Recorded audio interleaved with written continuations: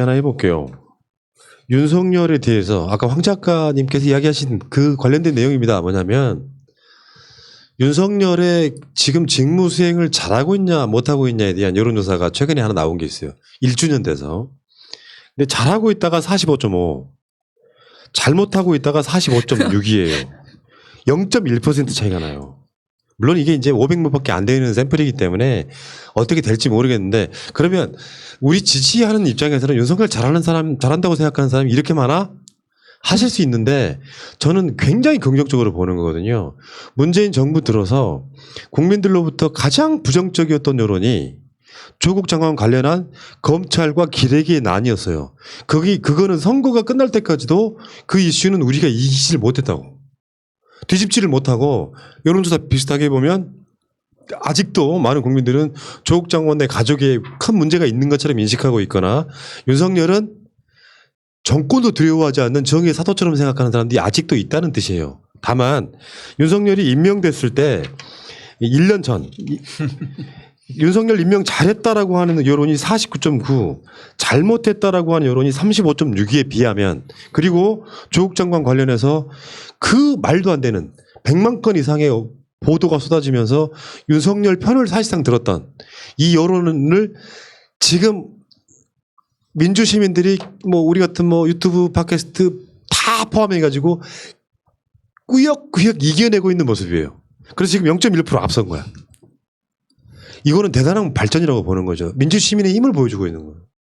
압도적으로 윤석열을 찬성했던 분위기가, 근데 그 당시 여론이 15% 정도인데 그 당시 15% 정도의 35.6%가 임명을 잘못했다고 말한 사람들이 쉽게 표현하면 과학 30%에 해당한다고 보면 윤석열을 아예 황 작가처럼 처음부터 이건 임명 잘못된 거야라고 이야기를 했다면 버리기도 쉬웠을 거예요. 근데 우리 같은 사람들 어땠어? 문 대통령의 임명권을 믿고 지지했던 거 아니에요. 근데 윤석열이 조국 장관을 취임 얼마 되지 않아서 털기 시작하면서 뭔가 이상하다, 어그러지기 시작하다가 지금 보니까 민주시민들이 꾸역꾸역해서 이 여론을 역전시키고 있다. 이거 진짜 훌륭한 일이라고 저는 보는 거예요. 근데 아까 그 인용하신 그런 여론조사 수치가 그 당시에 윤석열 그 총장 취임 지명을 잘했다고 했던 49.9는 아마 우리 문재인 대통령을 지지한 사람들이고 반대로 그 반대했던 35.6은 미통당을 중심으로 한 반대 세력이거든요. 근데 그렇죠. 지금은 이게 정반대로 포지션이 가 있는 거죠. 그렇지. 그러니까 우리 쪽은 다 이제 윤석열 반대쪽으로 가 있는 거. 그래서 이게 100% 방향이 바뀐 겁니다. 되게 재밌는 뭐 여론조사죠, 이게. 그러니까 여기 이제 뭐 캐스팅 보터들이 이게 캐스팅 보터들이 그래도 윤석열이 이 살아있는 권력을 수사하네 이렇게 봤던 사람들이 사실 이쪽으로 넘어오고 있는 과정이라 이렇게 보는 거거든요. 윤석열도 만만치 않은 새끼네. 뭐 이렇게 측근이나 비호하고 자빠졌네. 검찰들 기득권만 생각하네. 이런 시각들이 생겼다고 하는 것은 민주시민들의 전 노력에 굉장히 뭔가 네. 그 결과물이라고 저는 생각을 하는 거거든요. 이게 수치가 우리 쪽이 0.1%나 작아서 아직 멀었구나라는 생각을 했는데 더 많은 거죠? 0.1이? 네. 0.1이 많아서. 지금 그 조국에서부터 면면이 이어져 오는 이런 그 정신적인 변화가 어떤 식으로 뭐 대금 말가. 갔는지 죄송해요. 이럴 땐 어휘가 딸린다 봐요. 괜찮아요. 괜찮아요. 죄송해요. 잠깐만 소주 한잔 사오세요. 이분 술 한잔 드시고 해야 돼 지금. 그렇죠. 제가 윤석열 총장의 지금 상황에 대해서 조금 간단히 제가 정리하면요. 네. 윤석열 총장이 지금 저는 사면 초과라고 생각합니다. 정말로 그 사방에서 공격받고 있는 게 첫 번째는 강력한 장관을 만났어요. 추미애 장관이라는. 그러니까 지금껏 이런 장관이 있을 줄이야 할 정도로 센 장관이 나왔거든요. 그다음에 두 번째가 공수처 출범입니다. 한 번도 경험하지 못했던, 예를 들어서 푸나님의 휴대폰을 매일 누군가 관찰하고 있다. 사모님 말고 다른 분이. 그다음에 행적 하나하나를 쫓고 있다. 이렇게 전담 마크맨, 검사 특히 검찰의 지도부에 대해서 전담 마크하는 곳이 공수처의 검사들이고 수사관들이거든요. 한 번도 경험한 적이 없는 그런 공포심을 지금 가지고 있고 그 표적의 중심에는 윤석열이 있는 거예요. 세 번째는 미중유의 180석의 민주당이 있는 겁니다.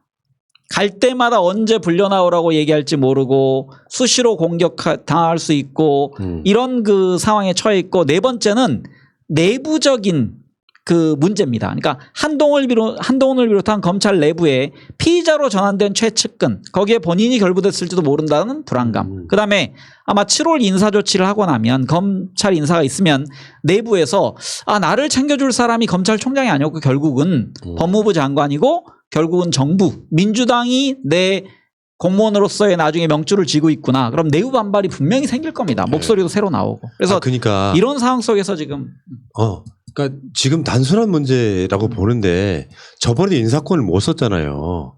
대대적 물관리. 한동훈이 부산으로 내간 게 그것 때문이잖아. 그때 그 인사권 때문인데 그때 이미 검찰총장 인사권이 안 받아들여진 거. 추미애 장관에서 안 받아들였잖아요. 그때 막 추미애 장관 뭐 만나러 갔다는 뭐 진실게임 뭐 이런 얘기가 있기도 했었는데 그때 이미 윤석열은 보통의 검찰총장 같으면 자리 내려놓는 거예요. 신임하지 않는다는 거잖아요. 예를 들어서 그 추미애 장관의 제청으로 청와대가 임명하는 거예요. 대통령이 임명하는 자리들이잖아요. 그 고문사장급 인사라고 하는 것이. 근데 그 상황에서 이 대통령이 윤석열의 인사권 자체를 허용하지 않고 있다는 건 기존에 있던 사실은 인사권이 형식적으로 누구한테 있는지 상관없이 이 사람이 검찰총장으로서 수사를 잘하고 있으면 잘하고 있는 부분에 대해서 최대한 인사권을 반영을 해주겠죠. 직접 인사권은 없으나 사실상 인사권을 갖고 뭔가 우대를 해줬겠죠. 근데 이미 이런 상황에서 최측근까지 잘라버리는 상황이라고 보면 이런 상황에서는 윤석열이 진짜로 잘못하고 있는 건데 내가 그래서 항상 요즘에 하나 쓰는 말이 있어요. 눈치도 없는 의리도 없고 이런 윤석열의 이야기라고 좀 보시면 될 것 같고 문제는 여론 주도층이라고 하면 여러분들은 어떻게 보세요? 저는 실제로 여론 주도층은 40대라고 봅니다. 왜 그러냐면 40대가 가장 사회활동도 활발하게 하면서 직장이라든지 가정 내에서도요 가장 파워가 셀 때예요.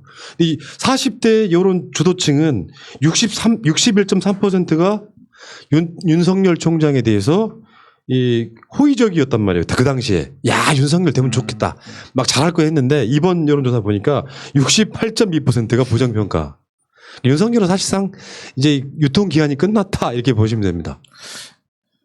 저는 이 뉴스를 처음 봤을 때 사실은 이 여론조사를 왜 하지? 그랬어요. 대통령도 아닌데 뭔 중간평가야?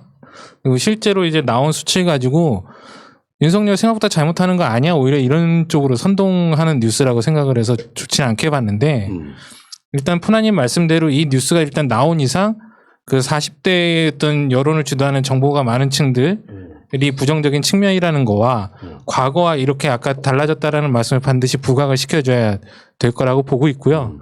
저는 이제 나아가서는 윤석열 총장은 사퇴시키는 것보다 그냥 제 바람은 차라리 현직에 있을 때 어떤 죄가 드러나서 수사를 받고 처벌을 받아서 사퇴가 아닌 보직해임 정도 수준의 어떤 징벌적인 어떤 상황에서 관두는 게 최선일 거다라는 그건 생각이 이제 본인의 바람이신 거고 네.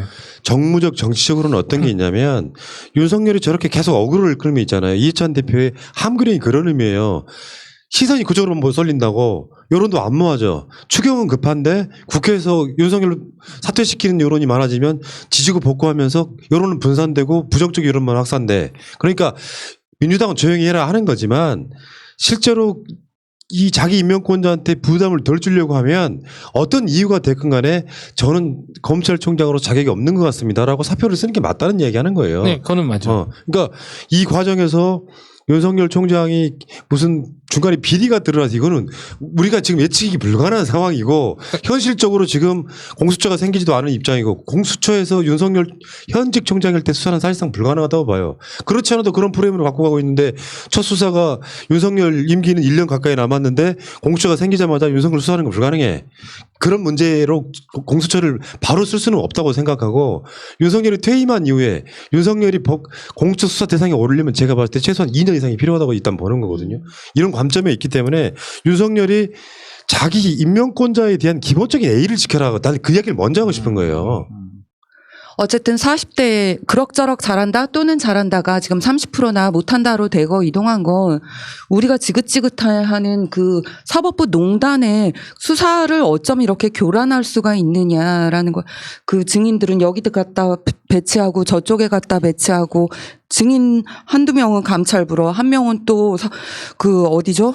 인권부로 보내면서 이런 식으로 증인을 모아놓지 않는다는 것도 굉장한 수사 교란이고요. 증거가 일단은 자기가 수사자문단을 요청했다는 것 자체가 이게 자기 손아귀에 있게 하겠다라는 걸 이제 우리 모두는 알게 된 거예요. 네, 조국 장관 식으로 보면 윤석열은 범죄자예요. 자기 측근들 비유하는 게 뻔히 눈에 보이는 수사를 방해합니까? 여기에 소위 말해서 직권 남용에 의한 권리행사 방해입니다. 조국 네, 장관이 뭐 대검 감찰부장의 일을 방해한다거나 서울중앙지검장의 업무를 방해한다거나 하는 거란 말이에요. 그러면 조국 장관한테 그랬잖아요. 유재수 직무 감찰에 대한 종료 뭐 요거를 지금 뭐 직권 남용에 의한 권리 행사 방해 이렇게 한 거 똑같은 상황이라고 보시면 될 것 같고 어쨌든 윤석열 얘기 여기만 합니다. 윤석열 이야기를 계속하면은 이게 스트레스가 많아져가지고 내 면역력이 떨어져요. 여기까지만 하세요.